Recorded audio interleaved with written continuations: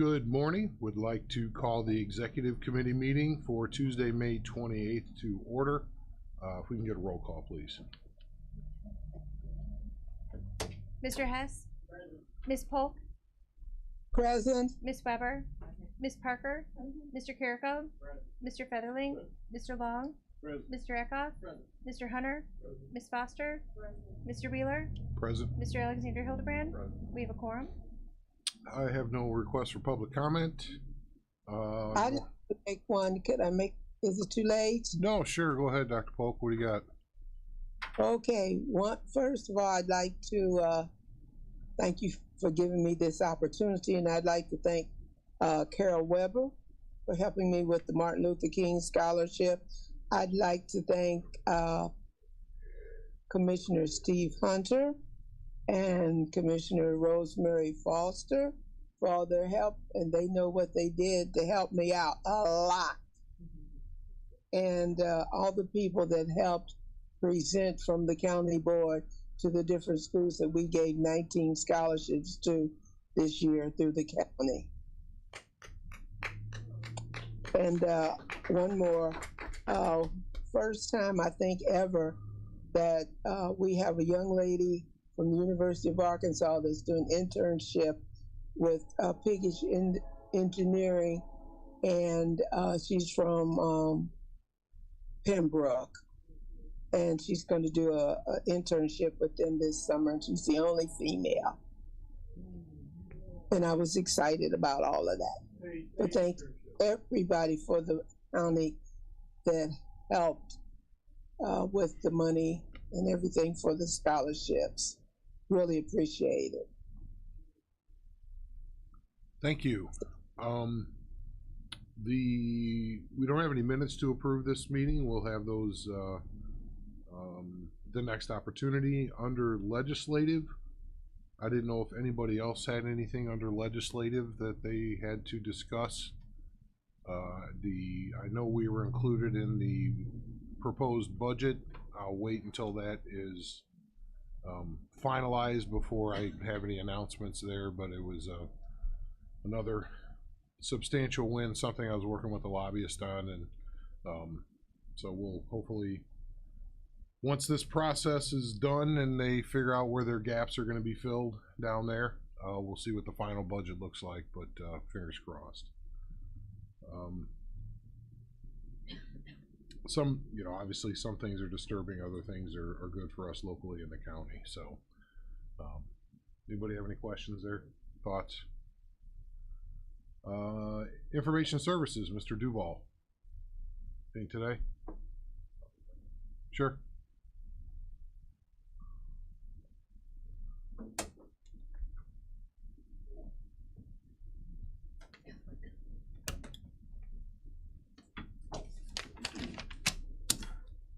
Just keeping you up to date on the phone systems. They're in Highway. Highway passed their test. They're not up and going. I'm sorry, I shouldn't have said it that far. We have to do a test at every site before anything is implemented, so that because everything's going to be internet based with the new phone system. They passed it. Bruder then came in and put in their server. The server is not set up yet, but that's the first step. I believe they put in the order for the phones for Highway 2. That'll be the next step they do it. They do it one step at a time. After that, what they will do is they will come and configure and make sure the system's working while they're still on their existing one. And then they put in the final letter to AT&T to switch the numbers over to the new system. So I'm just giving you a progress of where they're sitting with that. They're also working on the schools. They're doing all of those same tests. They passed their test too.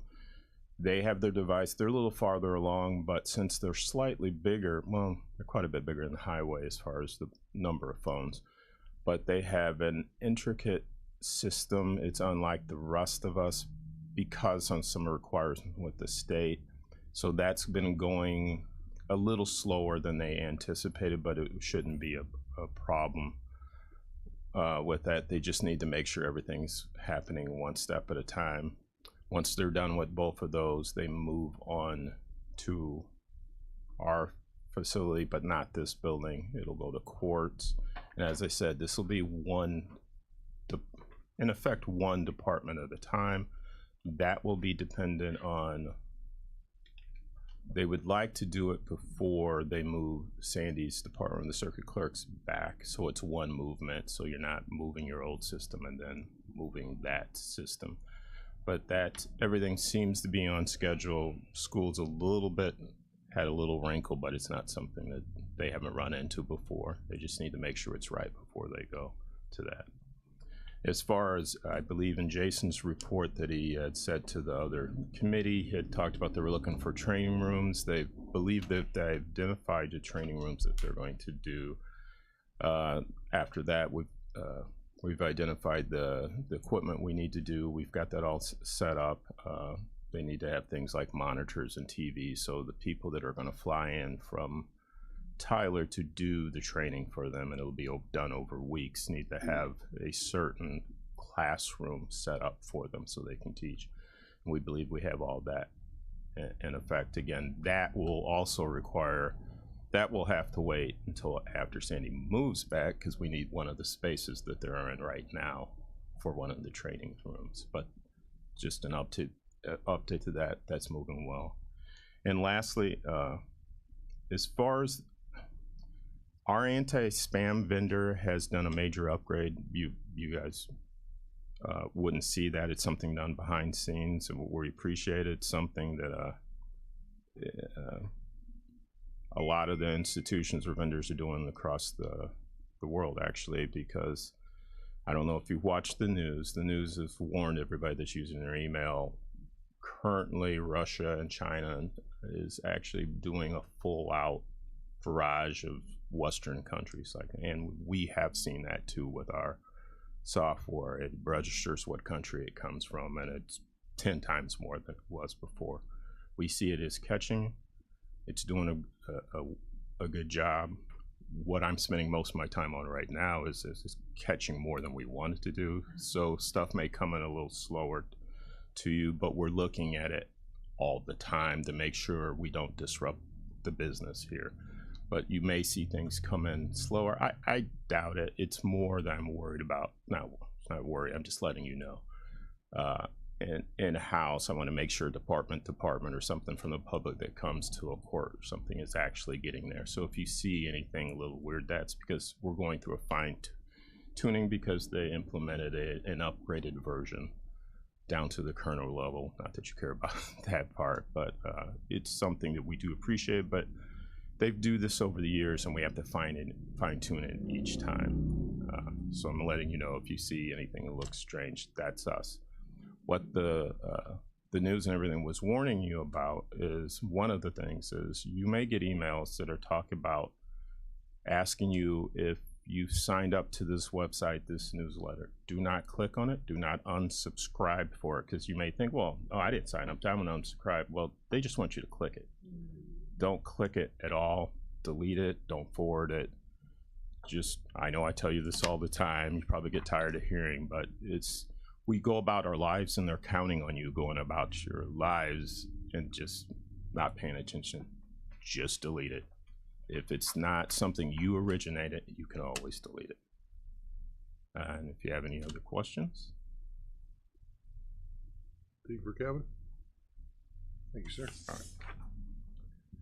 All right. Health Department, Mr. Beavis, not here today. Did you have anything, Mr. Carrico, from Health? Sure. Thanks, Mr. Chairman. Mr. Beavis, he's taking a little time off to take care of some family matters, and I'd like to ask for all of us to send him with positive thoughts for the recent passing of his mother. So.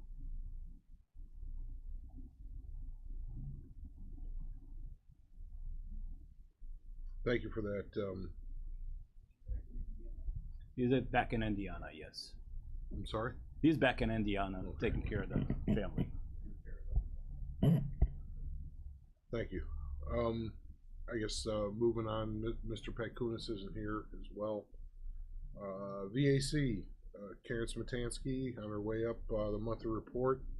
Is there a motion to put that on file? Mr. Polk. Long, Dr. Polk, second. All those in favor say aye. Aye. Those opposed, same sign. Motion carries. You see that too? Good morning. Morning.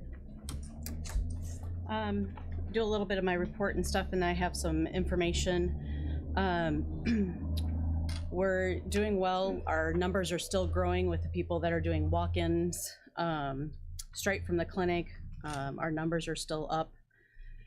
And we currently, the county has never had anybody from the VA under contract care, and what they call them are CNP exams, or compensation and pension exams.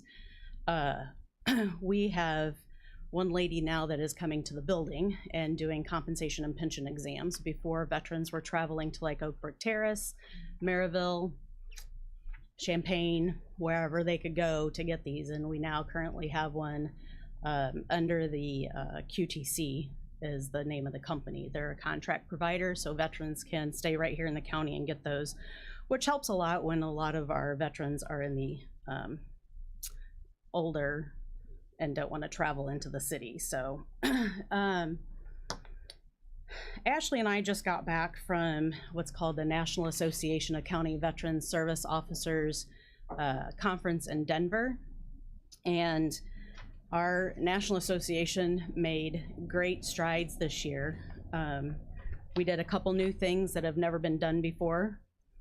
The first one was we did a claims clinic, which allowed veterans from the Denver, actually, I'll restate that, from Colorado anywhere, to come to the hotel that our conference was at.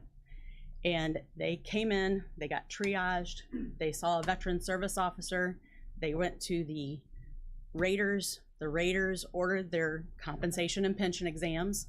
They went outside to buses. QTC, Optum, and LHI, VES all had big motorhomes with doctors and nurse practitioners in them outside. They saw those, saw whatever they needed to have examined. Their paperwork went back to the raters, and they got claims decisions on the spot. They saw over 1,400 people in a week. It was astronomical. The VA regional office in Denver had never seen anything like it. They've held a couple smaller ones before in different regions, and that was groundbreaking for the VA. Someday, we hope to host one in Illinois, and get our state association to do it, and I believe we can pull it off with the Chicago regional office's help. The other thing that we did that was the first ever was the Court of Appeals for Veterans Claims, which is a federal circuit court, came to our conference, 3 judges, and they held a live courtroom right inside our big conference. Something that most of us will probably never see because we usually don't go to federal court. And it was very amazing, very cool. The judges were right down to earth. They let us ask questions after they were done. We could ask anything we wanted except something about that court hearing that we just saw. So that was really great. Those are just some great things that we are able to do. And I open that up to questions if anybody'd like to know more about it. It was really a great conference, something that we enjoy going to. So the other thing I want to make sure y'all know that June 1st is Heroes, Hogs, and Hot Rods in Manteno. That is put on by Project Headspace and Timing. The VAC is very active in that. We host the Mental Health and Veteran Resource Fair. So we have about 40 to 45 community resources and VA resources coming. We will be under a big tent, pray for no rain, on the lawn to the southwest of the square. The square is held for music. We have Medal of Honor recipient Alan Lynch coming to give our keynote address that day. But we have a car show, vendors, food trucks, craft vendors, all sorts of things there that day. Strongman competition. The Air Force will have their simulator there again too. So if anybody wants to come and fly a F-150, feel free. It's pretty cool. It's all inside a nice big air-conditioned semi sort of thing. So it's a great day, and I'd love to see some of you out there. That's all I have on my report. I know that we need to talk about interfund borrowing. Anybody have any questions? Report? Mr. Hunter. Got a question. under your office category, it referenced somebody had surgery. Is that a violation of HIPAA at all? Is that kind of information, do you really want to divulge that kind of information? He was the one to put it on there. I guess I She's can't. actually correct. You can divulge your own medical information, just not somebody else's in an employer-employee relationship. That suffices. I think if we go any further, I think it's in trouble. But yeah, even saying he, because there may be more than one. Let's just leave it there. The individual put that on the report was the individual outing their own health. You noticed that too, didn't you? No, sir, I didn't. Yeah, but if that's the way she explained it, then you can talk about that Fine. yourself. Just merely asking. Oh, I know. John, would you agree?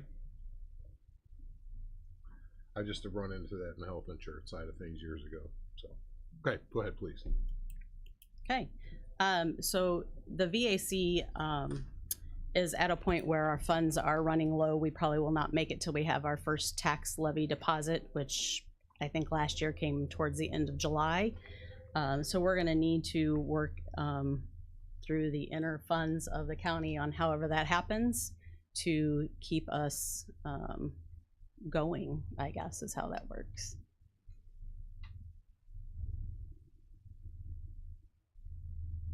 I'm sorry, is there any questions? Any, Mr. Eckhoff? Thank you, Mr. Chairman. Number 9. Thank you, Mr. Chairman. So I just want to say first off, I support everything that you're doing and what you're doing out at the VAC and all the services that you're offering. When did we start noticing that this budget was going to be in question? I'm going to say month before last, and I couldn't make last month's meeting because I was teaching classes. Okay. So you just noticed about a month ago, so that's why it wasn't brought up before to this committee and to Correct. finance? Correct. So if we go forward with this, is this going to be off of general fund, and this is a question to the chairman, to the general fund that we're going to just move money off to the side and it's not going to cost taxpayers any money through interest? It's just going to be our cash on hand? Yeah, there's no internal interest charges. Just for clarification's sake. Yeah. The VAC is their own board. They have their own finances, their own financial decision making. I have a dotted line tangential knowledge of what's going on and input, but nothing formal to make or anything not happen or not happen, as the case may be. So this basically is a loan from the county money going to the VAC is what this amounts to. So an interfund loan from our funds over to the VAC because those are commingled. Second time. Yes, Or sir. if I can If really you quick. clarify, and then we'll go to Ms. Parker. After Okay. that, please. I just want to point out back in 2023, the budget was $284,392. This year it's $704,863.63. You can see, because I pointed out at the beginning of this year, or at the beginning of this budget year, that that the dollar amounts you could see previous years kept on going up. And I called that out when we passed the budget. I was a little concerned with it because you can see that there was a overspend of $339,672 of the previous budget. So I just want to point that out, that I called that out about back in December, and to now come here with just about a month and not have enough money for the remainder of the year, I find that very very shocking to me. So those are my comments. Thank you, Ms. Parker. Thank you, Mr. Chairman. I think Mr. Eckhoff got the first part of my question about the budget, but what areas were overspending? What were the areas that you were overspending? Was it like general electricity, whatever, or was it doing other things? So first of all, for clarification's sake, we had actually asked for more funding than we got. When the law changed with the MVAA, we were supposed to get the full 0.02 or whatever we asked for up to 0.03, and we didn't get that. So we were going to be short because we had actually asked for $624,000, which would not put us under at this point. So the one thing that I can tell you that happened that probably threw us for a loop is the board decided that they wanted to stop using the bus as much because it was costing us a lot of money. So they went and bought a van. So the van was $26,000 or whatever, and that's basically 1 month's worth of spending. So that was part of it. Otherwise, you can see, and I don't know that you all got that, but I brought it with me. We really were not over on any of them except for I'd say our membership dues went up, office supplies, because now we're paying for our own cleaning supplies when we were here in the building. And I guess when we moved, we thought we'd still be able to get them from the county, and now we're not able to do that. So we have to buy our own supplies. So there are a few areas where we weren't expecting some of the fees and things that we had built into the budget. Thank you.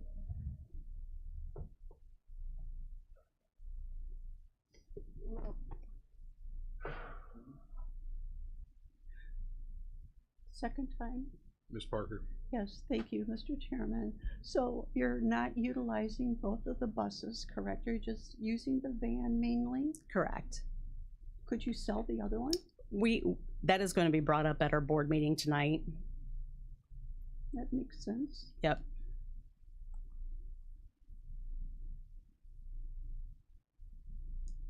Mr. Featherly?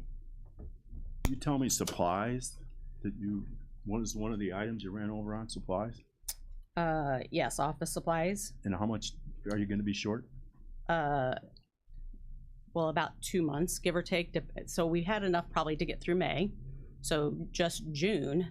If we got our tax deposit like within June, we would just need some to finish out June and whatever until we get it in July or whenever. So you have the funding coming from somewhere to cover the money you're looking to interfund with? I mean, you're gonna get that money? So our tax levy deposit we In usually July. get in July. I figured it'd be So we before the have end of some July. left at the end of April. We still had some left, probably a month's worth. So we probably can cover through May. Mhm. So it's probably just going to be June and whatever part of July. Do you have a finance director that works there? I don't know. No. No, you don't have like an advisor or somebody that, no? Nope. Because it seems like budget's a budget, but I know if I go a month and my wallet gets thin and I don't have any money left, I gotta try to, not spend so much next month so I don't run out, so. And we are very much a penny pincher organization. We do our best not to spend anything that we don't need to. We are fiscally responsible. Mhm. You giving out a bunch of raises to people and stuff? No more than anybody else. Anybody else here, you mean? Or- Well, just countywide, we try to follow that.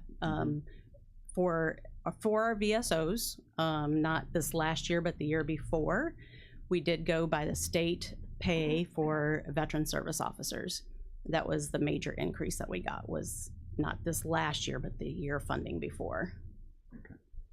Thank you. Mr. Alexander Hillsworth? I guess if you could list everyone that has gotten a raise in the past year, who are all the people that have gotten a raise?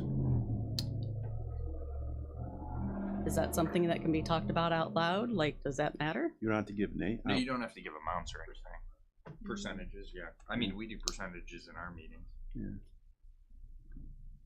I don't know that I can tell you that off the top of my head, but I could email that to you. I didn't get one. Mr. Pekin didn't get one, but You didn't?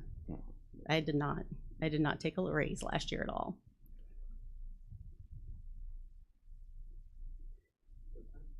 Go ahead. Sure. Yeah. Yeah. Thank you, Mr. Chairman. So what's the exact dollar amount that you're asking for? I can tell you that I don't have one because our expenses go up and down. It's just going to be whatever it doesn't cover.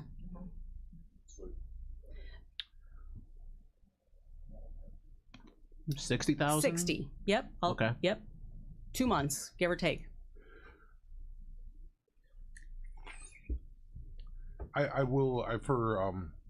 To clarify one thing and for perspective's sake, interfund borrowing is not uncommon. We Correct. all do it. Correct. We all take from our vacation fund to pay for the gas bill, and then put the money back in the vacation fund. So they're just asking for money from our vacation fund, if you will. So not their own. So it's because it's a separate organization, separate decisions made, separate We approve a levy, we don't approve a budget. So just so you know, they approve their budget. We just approve a tax levy. They get to allocate that and spend it like they wish. So when we asked, you know, I think it was Mr. Ecker was saying, do you have enough money for this move? And I think that was what he was getting at is it turns out they didn't. So in that aspect, but I think that if we were trying to go apples and apples, we interfunded borrowed. Every government entity does. We do it at home too. So that's not unheard of. The other stuff, I would say, legitimate questions. Yes. Any other?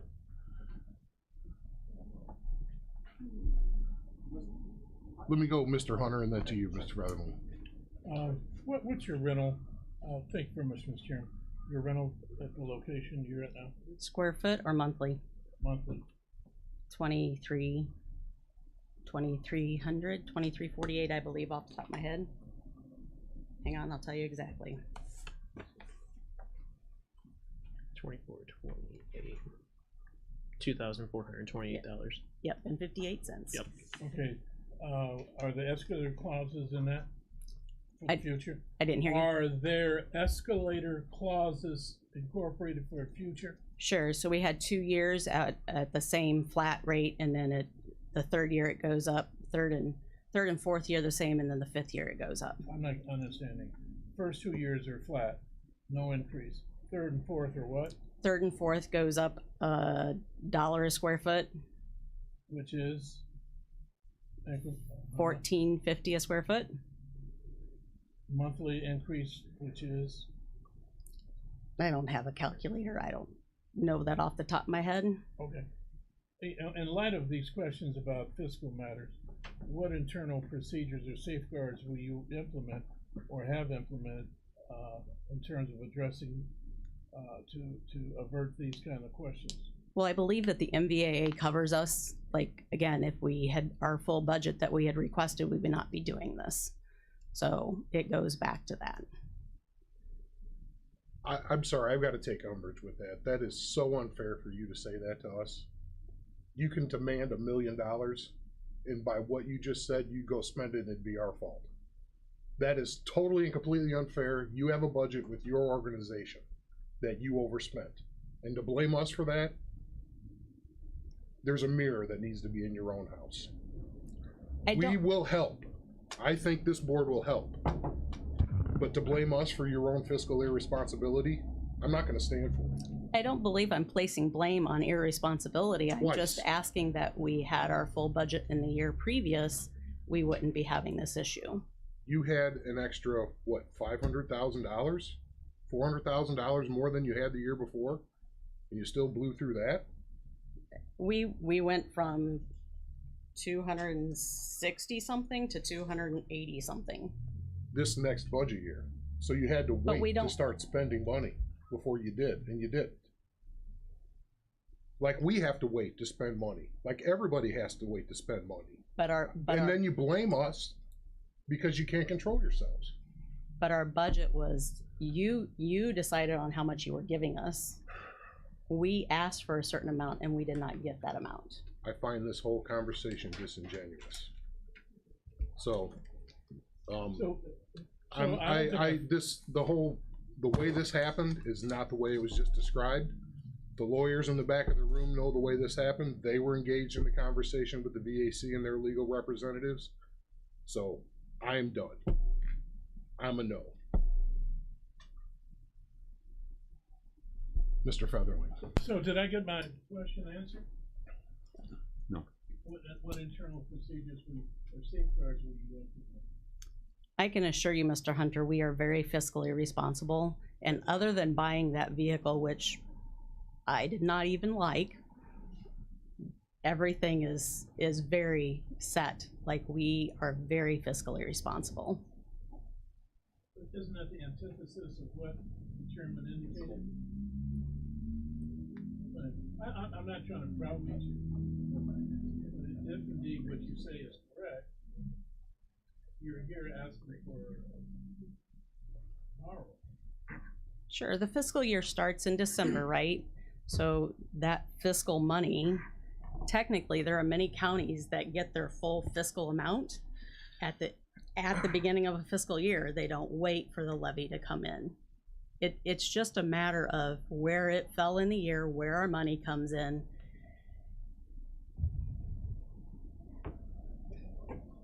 You see there's a panoply of concerns. I was trying to remember. You understand what I'm saying?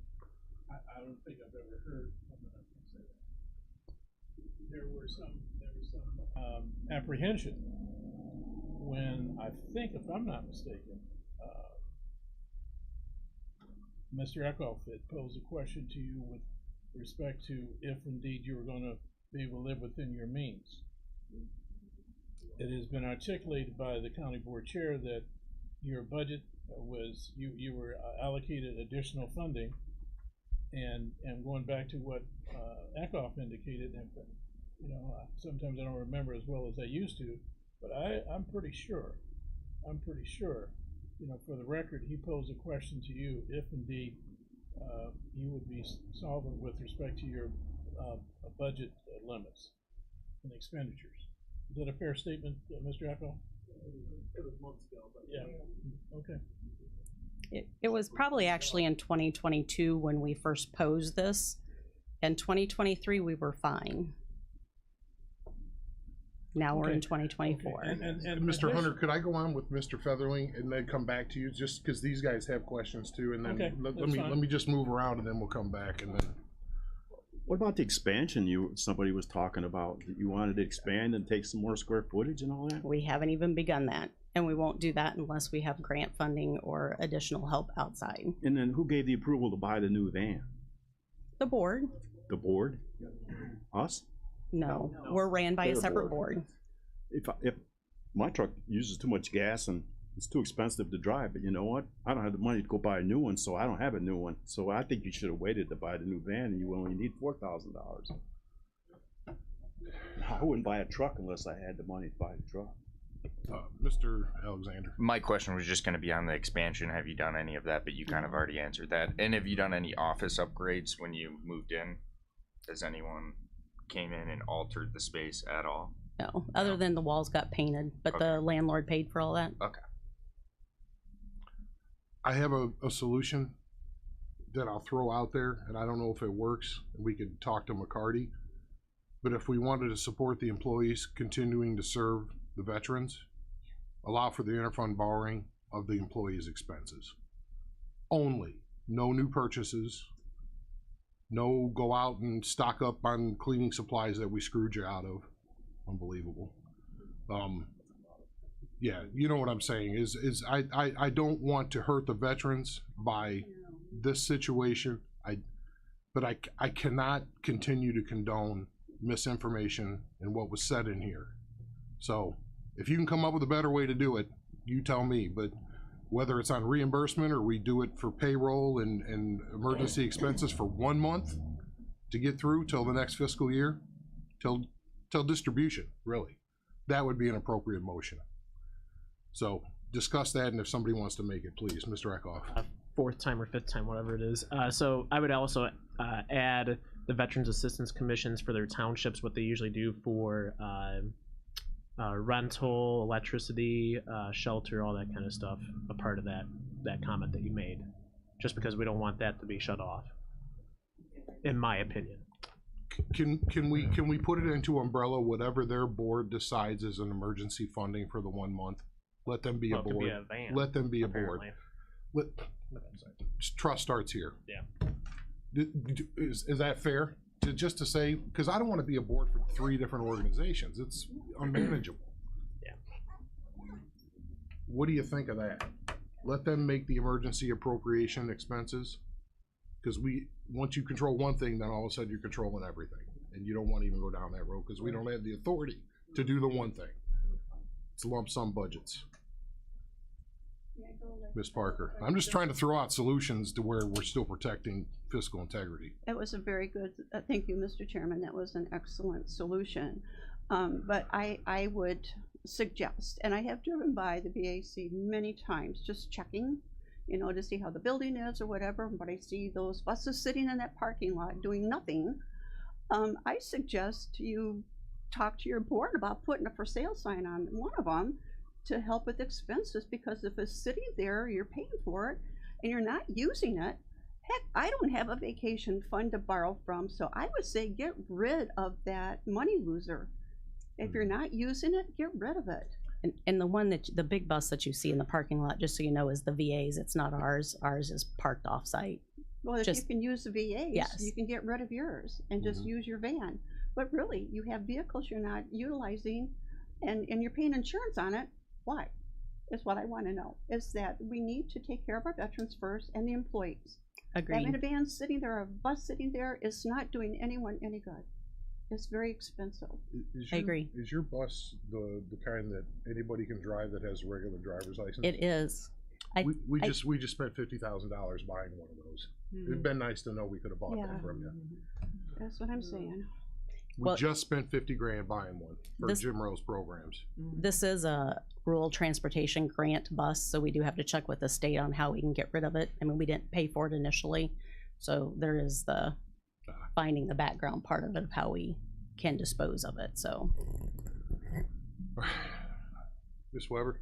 Let me make the motion so we can go further, that the interfund borrowing be enough for veterans services Through July, through July, and let them determine what the emergency is. and let them determine emergency.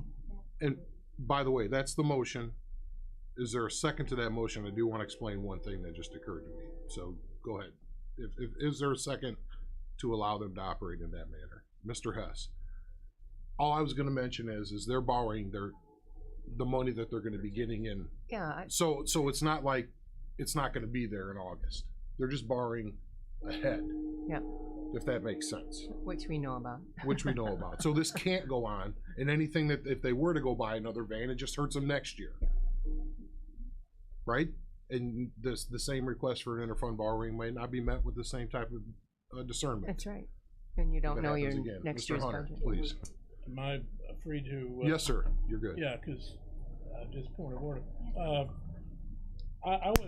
I recall a few months ago, Karen, with respect to soft money grants.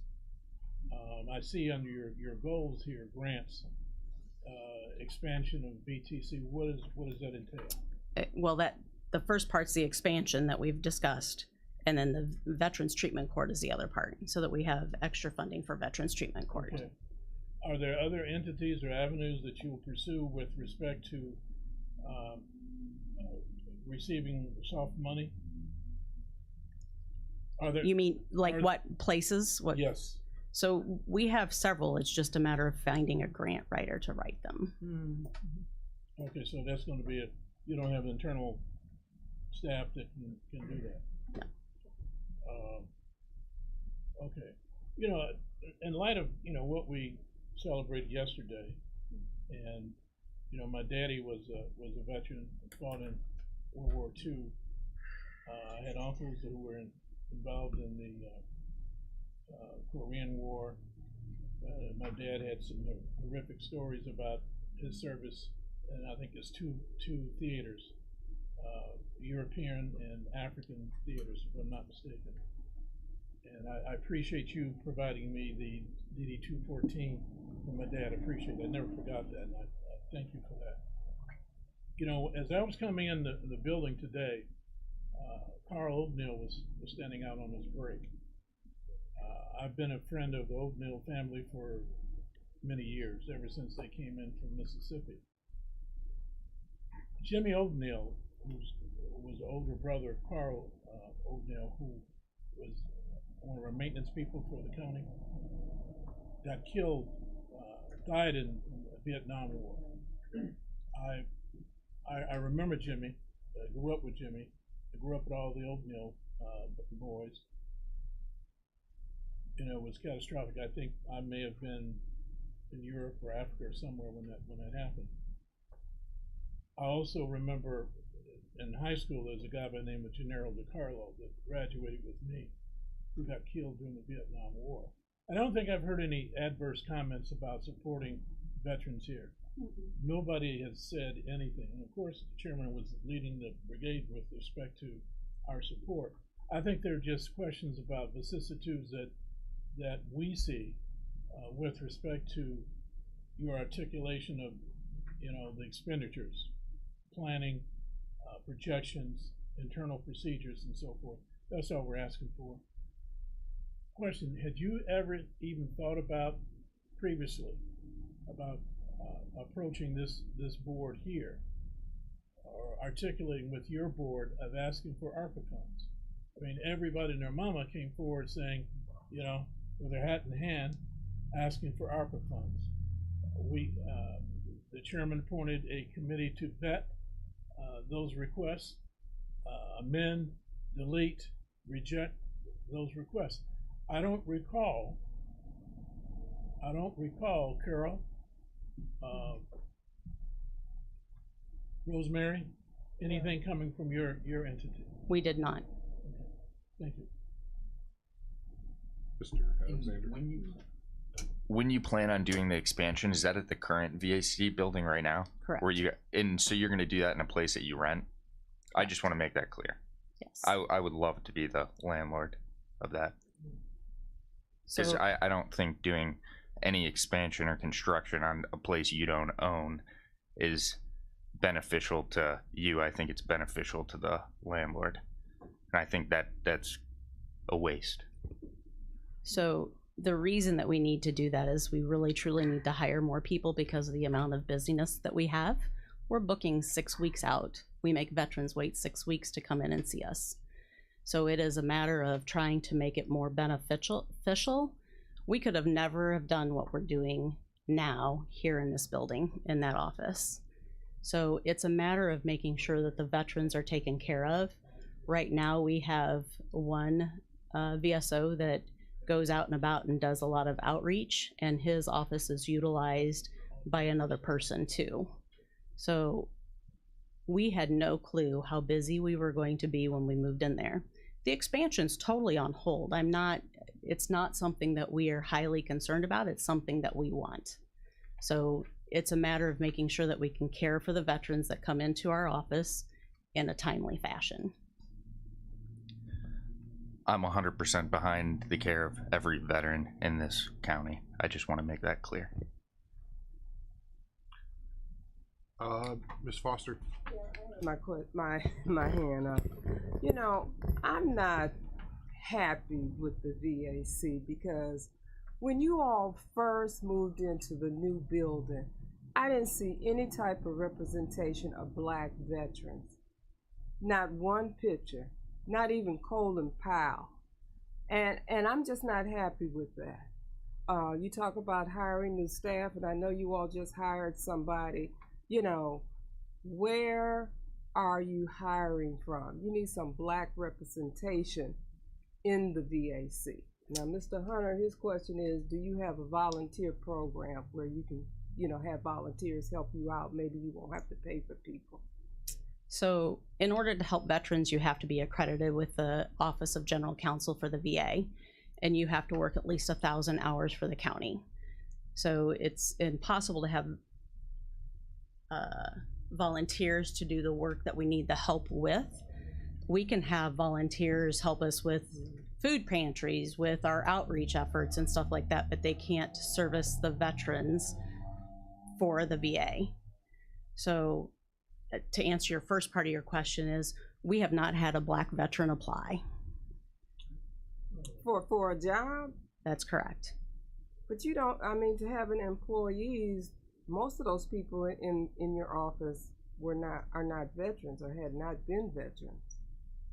I didn't even see any pictures of any Black veterans on the wall, just nothing. There's 3 veterans and 3 non-veterans that are either spouses or daughters of veterans.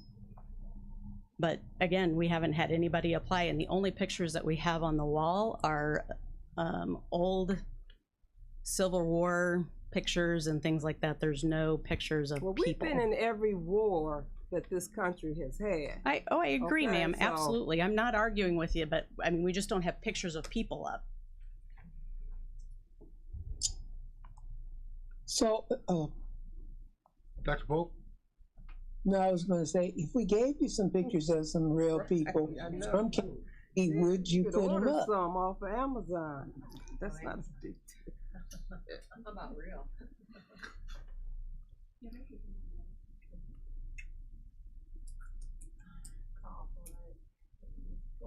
Is there a vote here?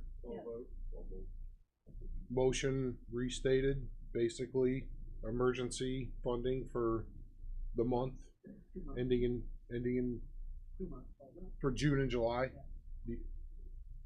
Or was it the end of July? You get your Through distribution. So it'll be through beginning in June through distribution, or if the shortage happens now, up to their board to quantify, because they pay the price that they buy next year.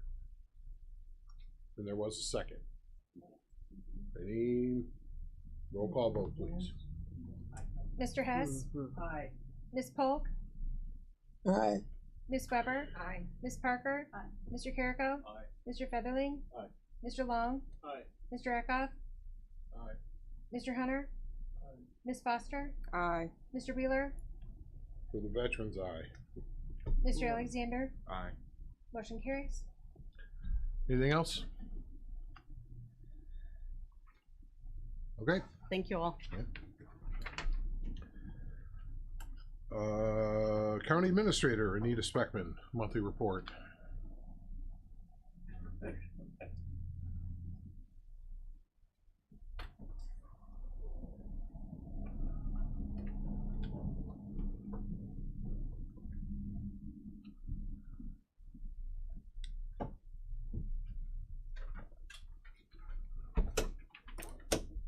Good morning. This is going to be a rather short report, I believe. So right now we have 8 open positions on our website. Of these, 4 of them are within the last 30 days, so relatively new. 6 actually show up because we did another reposting of those old public defenders. We still have that public defender part-time, public defender full-time that we just have difficulty getting attorneys.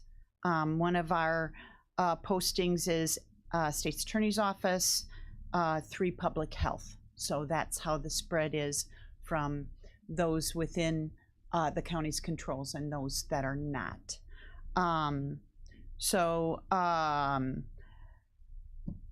New hire orientation held May 22nd, last Wednesday, 6 attendees, so slight, not a big group for us. The last couple months have been rather small, 6 this month, 7 last month, canceled in March, so you can see it's kind of a quiet time for us. Not a lot of openings, not a lot of hirings.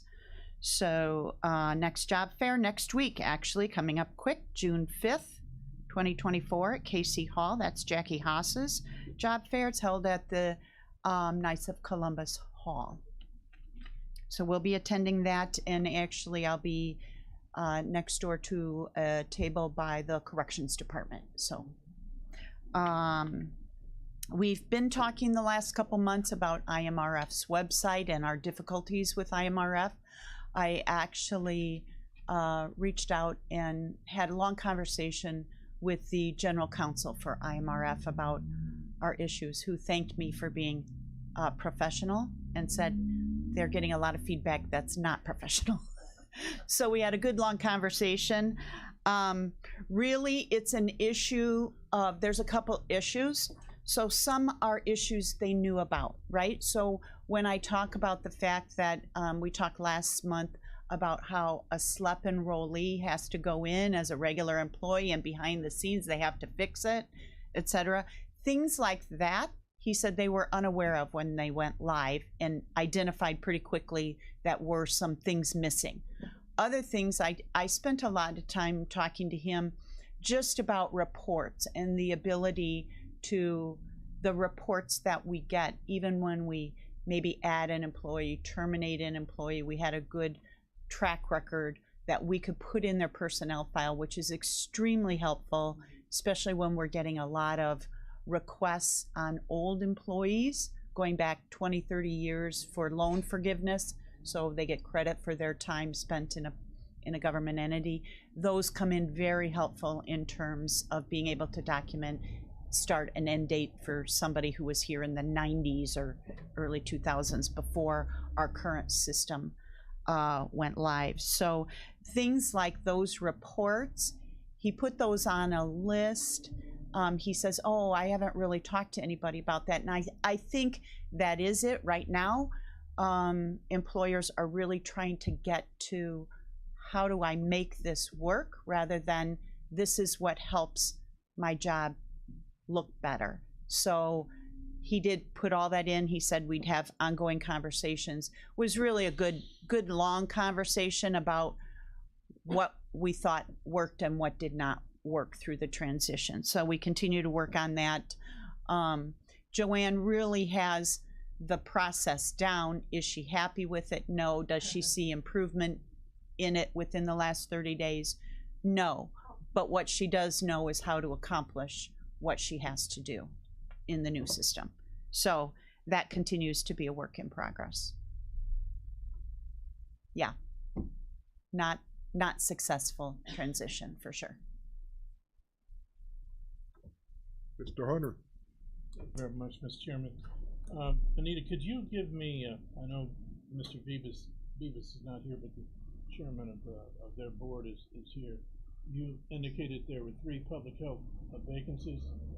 Do you know what job categories they were or classifications? Actually, I look here, both are nurses. Well, maternal child health coordinator, I do not know if that's a nursing position or if it's not, I don't know. And public health RN, obviously that's a nurse. Okay, so all 3 RNs are? Two, sorry, I misspoke. Okay, no problem. With respect to the piggyback on what Ms. Foster had indicated, what does, off the top of your head, and they always say never pose a question unless you already know the answer. With respect to the EEO4, EEO1, are there people look like me in that workforce? You know, no. No.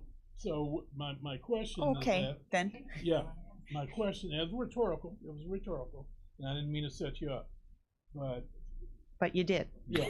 No. You know I knew the answer anyway. No, you know it. You know that we got a damn good rapport. So no, I won't never throw you under the bus.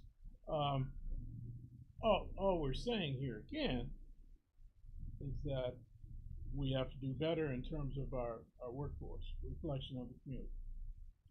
And I would hope that some initiatives could be taken to reflect the demographics of the 106,000, 107,000 people who reside within this county.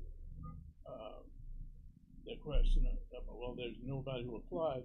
A part of some affirmative action is taking requisite initiatives to seek and find and identify requisite people of color who have requisite and necessary credentials. Enough said. Mm-hmm. And I would just comment that similar to the VAC, the public health is managed under their own board rather than this board and my authority. I understand. Okay. Just making that clear. Well, yes. Not to throw you under the bus. Touche. Wow. I wish I had to rewind, but I'd be over here just like, yeah. That was fantastic. Love you, Nita. Ms. Foster, I'm sorry. Again of the work fair for the Representative Haas. Yeah, it is June the 5th, next Wednesday, from 9 a.m. to noon at Knights of Columbus Hall.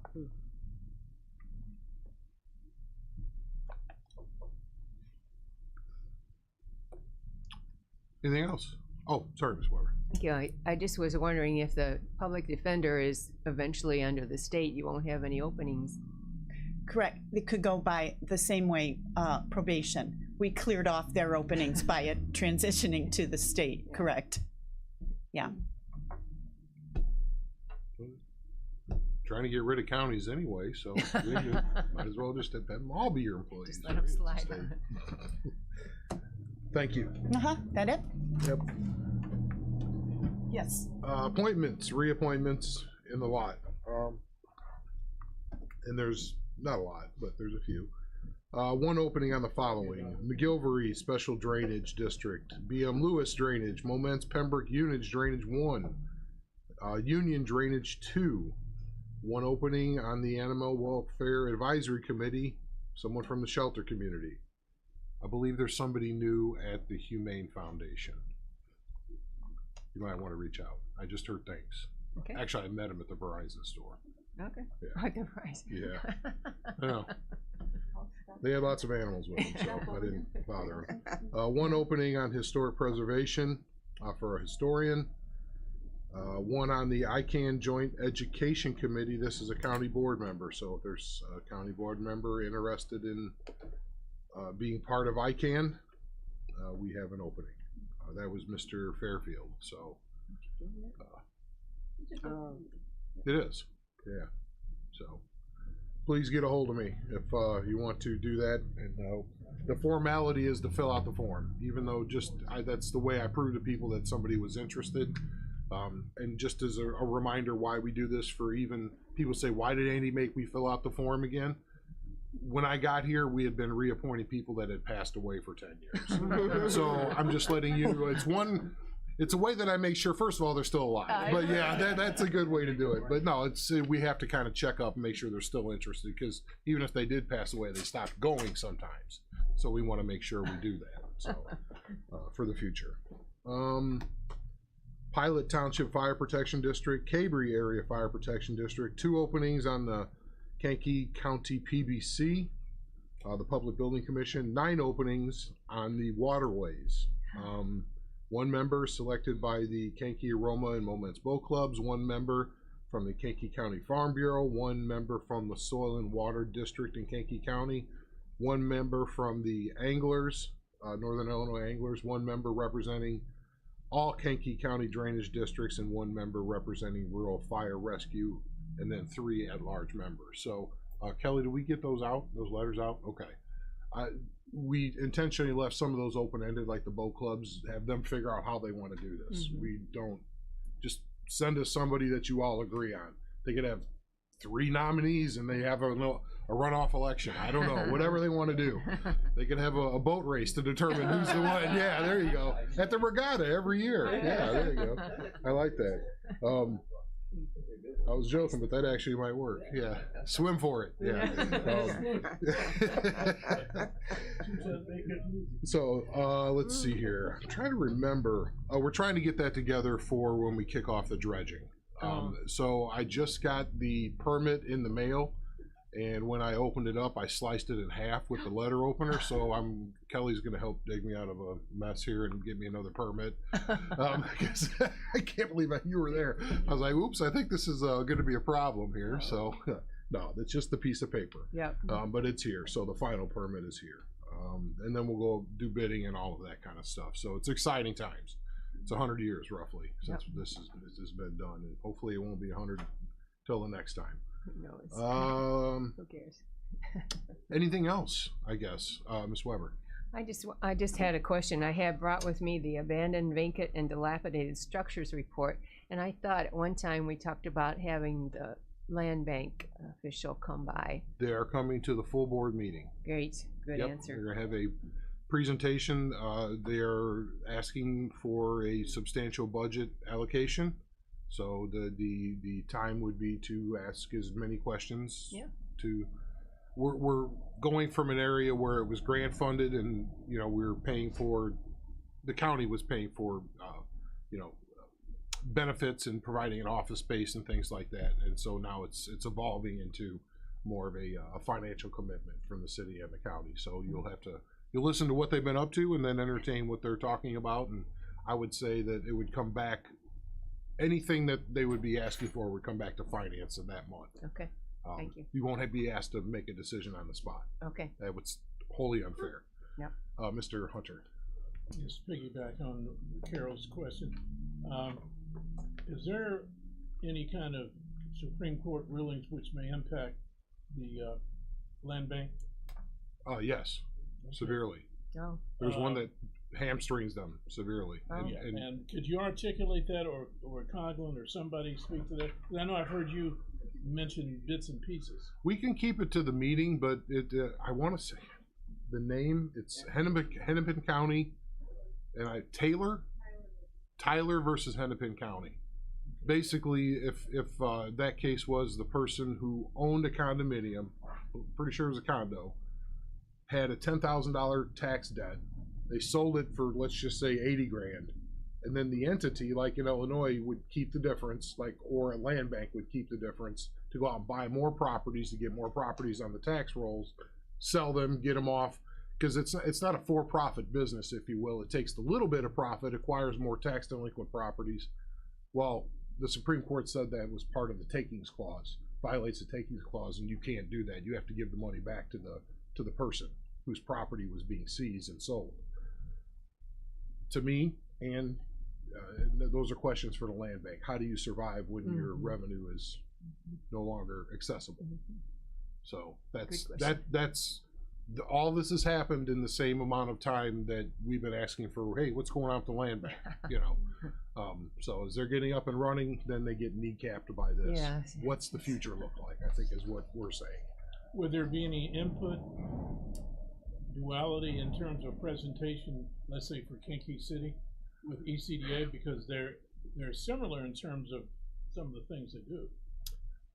Yeah, how do I put this?